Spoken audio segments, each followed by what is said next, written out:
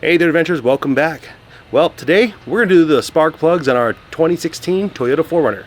This is applicable to all 5th gen 4Runners, but it's really simple. You don't need any special tools, just basic hand tools should be able to get the job done for you today. Let's get in. So to start, you're going to want to remove your engine cover right here, set them aside. Then you want to grab a 10mm socket. I put mine on a 1/2" impact to make it easier to remove these 10 mils faster.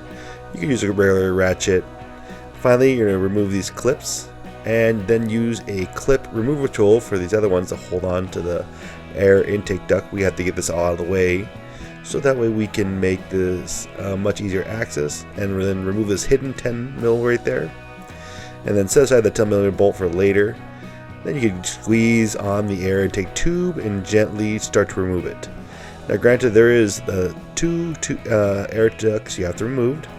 One is a smaller one and one's a larger one. So you just squeeze the clip and just push it back and it pops out like so. Then I recommend also taking out the air intake box too and just take the lid aside. You can leave the rest of the assembly in there, and this just gives you more room to work in here. It's very tight. We need to start by removing this air pump, unplugging him, then taking off this air tube as well. And there's 3 12s with 2 10s that have to be removed. So once those are removed, you can then proceed further on. But I recommend getting some good hose clamp pliers to help make this process go a little easier, guys. These ones are from Matco, but you could probably get some other pliers that work just as good. And then I'm using a 1/4" electric ratchet with a 10mm socket here. You don't need to use this, but it really makes this process go a lot faster. And then these are held on, the air pump are held by 12mm socket nuts. Again, they come out really easy, guys. Now having this 1/4" electric ratchet really does make quick work of this, guys.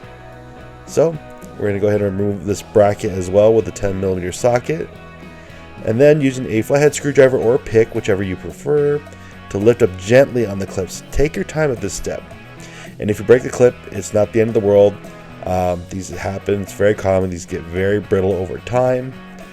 But I recommend just take your time when you're doing this.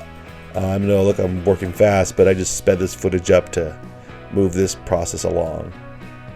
But once you undo all three, you can then get your 10mm back and start undoing all 3 coil packs on the passenger side of the vehicle. And they pop out like so. Just pull them straight up, inspect them, and move on to the next one. It's all good, looking good on these ones. But then you're going to take a 5/8 socket with an extension, and then you can drop that down into the cylinders. Now again, I'm using a 3/8 electric ratchet right here. This helps make the process faster. You don't need these electric ratchets, but they do make your life a whole lot easier. And then, since my socket doesn't work, I use a magnet to pull out the old spark plugs. I quickly take a look at them, see how they're doing. Looks good. Well, let's move on to the next one then, and let's go ahead and start pulling all the other ones out. So I choose to start with the passenger side because it's a lot easier to do this process on this side of the vehicle first. The driver's side is not, it's just a little bit harder. There's more stuff in the way, but this one makes quick work of the whole project. Again, just gently lower the new spark plugs in place and then re-zap them down with the electric ratchet if you have one. Finally, but for final tightening, use the ratchet to check the tightness. You should use a torque wrench for this, but I've been at this industry so long, I just use a regular 3/8 ratchet, and that works good enough for me. I can also do it by feel, and replace all the 3 spark plugs, plugging them all back in. And then again, now you can reassemble all the stuff you've just taken apart on this side. Don't forget to reinstall these 10 mils as well. Finally, guys, you are almost done on this passenger side of the vehicle, which is that's why I start here. It's quick and easy. So don't forget to reinstall this bracket as well. And I also do highly recommend, even though I'm not using one in the video, a magnetic pan to hold all these metal parts. It keeps everything from falling all over the place. And don't forget to reinstall this gasket for the air pump. If you do not, you'll have an air leak and it will send a code for your vehicle. So make sure you're very careful of that when you're putting this all back together. Take your time, don't rush it. And then I recommend to start with the 10 millimeters on the side first to reinstall. Finally, then you could jump on to the 12 millimeters nuts at that point, and they just screw on like so. It's very easy to do this. It's not too bad on this side of the vehicle, though when you get to the driver's side, we'll spend a little bit more time on that side of this. Again, the 3/8 or the 1/4 inch electric ratchet really makes quick work of all this zapping down these bolts. So don't forget to plug everything back in, your air pump line as well. And this will pretty much complete this side. And then of course put the clamps back on. That's also very important too. And this is really easy, guys. Most people can do this themselves in their driveway and within 30 to 40 minutes. Another bonus factor now, while you have the air tube off, with a clean rag and some throttle body cleaner, go ahead and clean out the throttle valve. This really helps out, get some of that lost horsepower back. Then you can go ahead and reinstall the air tube and all the hoses and whatnot for this guy. And that's pretty much it for this side of the vehicle, guys. Super simple, but again, take your time. Don't rush this process. I know I look like I'm doing it very fast, but again, I sped up this footage for you guys today. So it's really simple. Now, when we get to the other side, it's going to require a bit more patience. So if you're not comfortable with working on your own vehicle, really, guys, think about this process, because you will be at this for a little while. And make sure you have all your parts and all the tools you need before you start. But this side's done, so we're going to go ahead and jump on our driver's side. So the driver's side, as you can see, is a little more clustered on the side. So take your time. Don't rush this. All right, and really think over this, guys. So we're going to start by again taking out this air pump as well. We're going to take off the hose. And this guy, see me struggling a little bit trying to get things out of here. It's not hard. There you go. Just pop this. Gently set them aside. You guys gotta be careful that you also make sure to reinstall this properly. Otherwise, you guys see it where it could rub on the fan, and the fan could put a hole in this and create a bunch of more issues. So we're gonna go ahead and remove this air pump first, and then the electrical connector on this one's on the back side. You can't really see it well in this shot, but we disconnected that one just like we did on the other side. Again, starting with the side, we remove the two 10 mils. And you see the electric ratchet is struggling in this area because, well, it's a little tight. Quick tech tip I did not bring on this day, but having a swivel 10 millimeter or 12 millimeter socket would make a world of difference in this section. I didn't pre-plan ahead for that, but it's okay. I made do with what I had, and that's okay.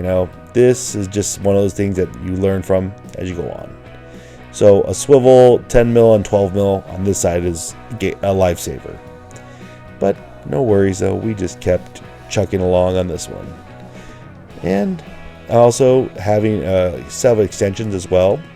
At least a 6-inch 3/8 extension. And I also brought a 9-inch extension as well to help get some of these deeper spots, which you'll see in a bit. But again, a swivel socket goes a long way. And there's also this one bracket right here on the side you're going to have to remove to allow you to get access to the back spark plug right there. And I was able to get in with my electric ratchet and get that guy out. So take your time on this side. Finally, again, you're going to use a pick or a flathead screwdriver. I prefer a pick, but I kind of forgot one today, but it's okay. The flathead screwdriver works, but just gently pry them up. Don't force it, guys, and try to use two hands. But you can see right there, you get a good shot of these. Sometimes you are able to remove these by hand, like so, but these can be, in this situation, a little muddy on them, so take your time and don't rush this process. So there it is. There's all 3 unplugged. Let's go ahead and unbolt them with our 10mm and extension. This really get it in. Simple process. Take your time. Don't rush it, guys. I know I've said that a lot before. I'm kind of a broken record here, but you know, and also a good light goes a long way. So this is pretty simple, guys. I know I say that, of course, but I've been doing this for over 10 years now, and it's second nature to me.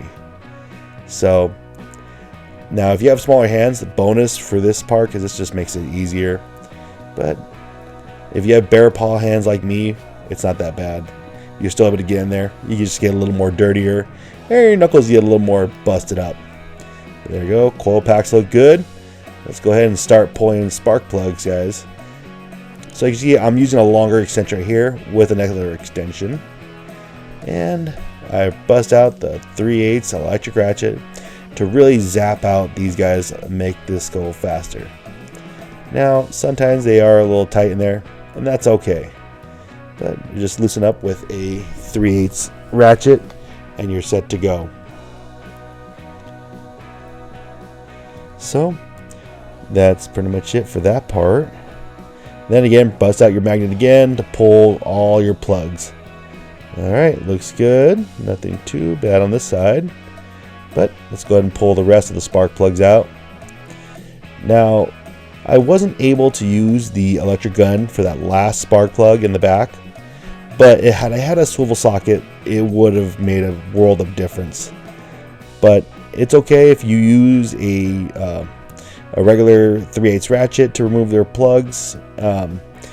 You know, I do encourage people, if they're not used to electric power tools, to use a hand tool instead, due to the fact of potential for causing more damage and more chaos.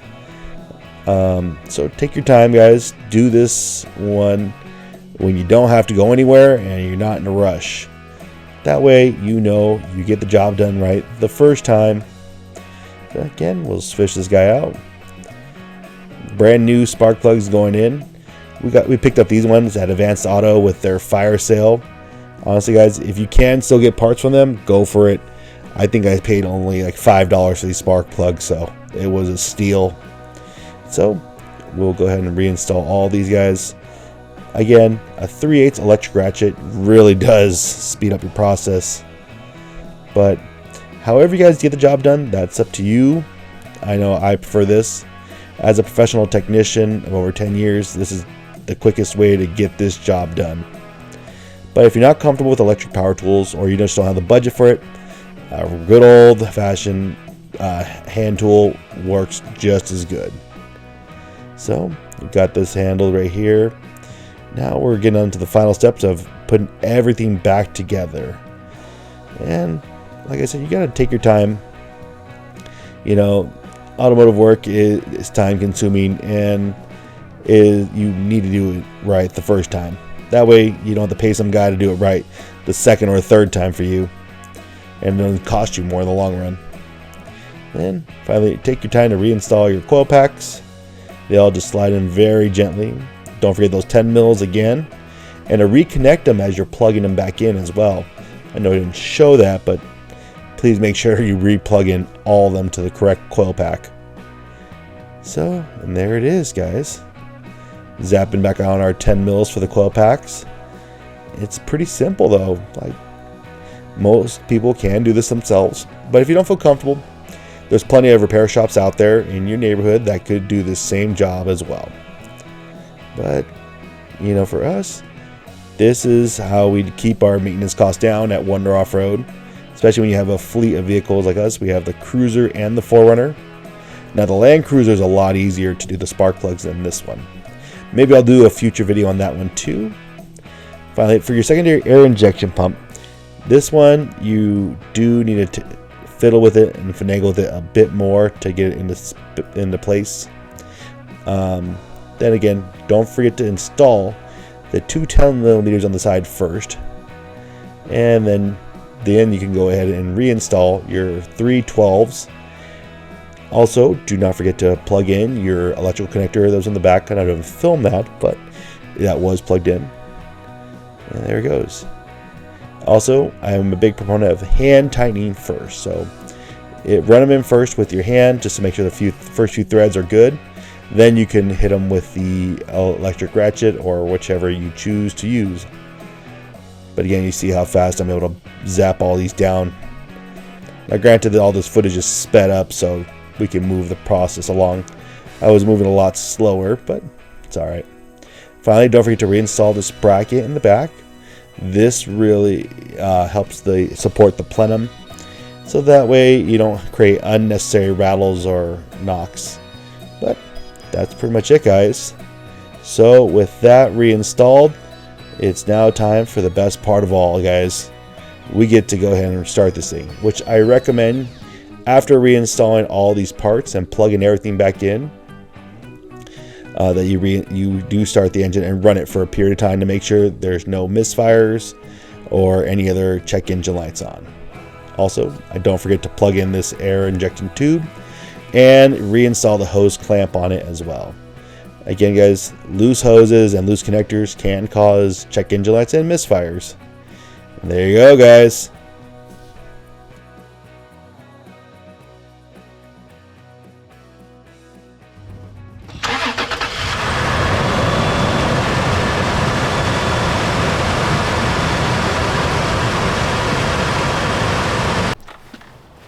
And there you guys have it.